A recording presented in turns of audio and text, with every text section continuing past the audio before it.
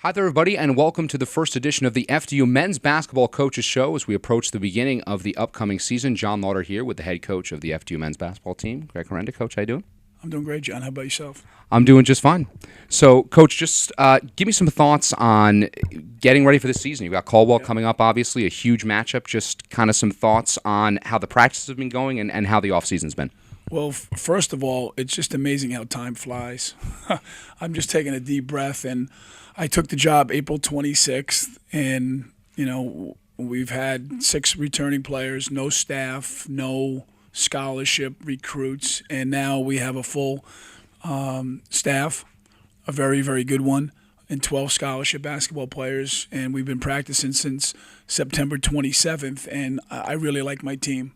They work really hard. They're exciting. They're good kids. This is new basketball, a new way of defending and running and pressing and shooting, and they're adapting really, really well. So, I don't know where we're going to go with this thing, but I love where we are now, and I just see great things happening. We have a great combination of returning players and new players, and the synergy between those two.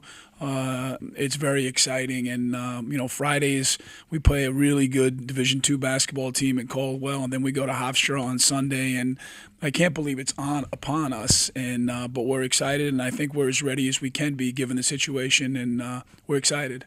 Now, talk to me a little bit about the process. Obviously, you coming in here trying to change the culture, obviously do things differently, bring your approach, your style to this program. How do you think that process has gone so far? I think well. I think in our practices and in our scrimmages, we've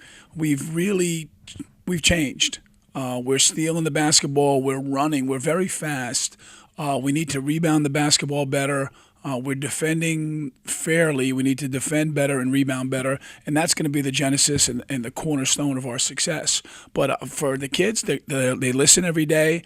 They attempt to understand, and we're getting better. And we have a lot of high school coaches and college coaches come to our practices since the summer, and we just had a coach here today that just really complimented my team and said that they've come so far so fast. So that's somebody that's not at practice every day, getting a good vantage point of it. But I can't, this is not going to happen overnight, and I'm not going to take and put any ceilings on our success either. So I don't know what's going to happen, but we're going to get what we deserve.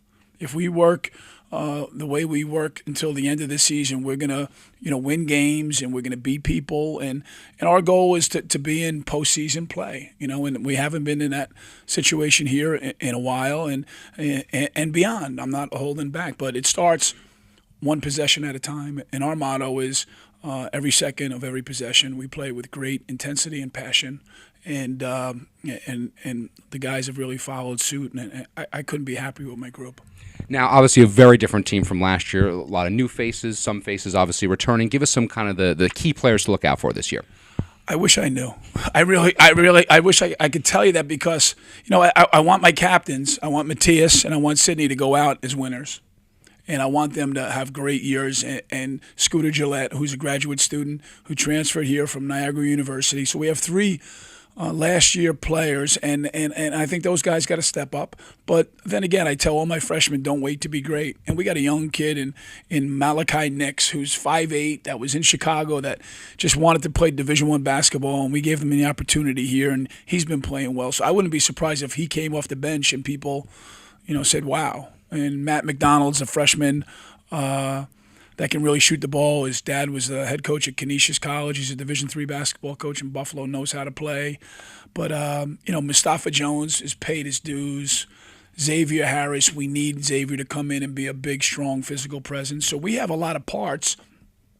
But winning games has a lot to do with more than just being a good player. We've got to come together as a team.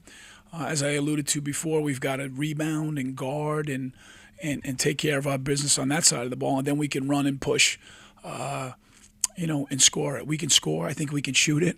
So it's eerily like a lot of teams that this is not my first head coaching position, and I haven't gotten jobs that are in great shape, and that's okay. And it's my job to get it in great shape, and it just feels a little bit like the other jobs where I think I've got a chance, but it's going to be up to these guys, and I just respect and really love my players, and I don't tell them that every day, but eventually they'll find out because there's tough love that needs to be given here for us to make the correct advances.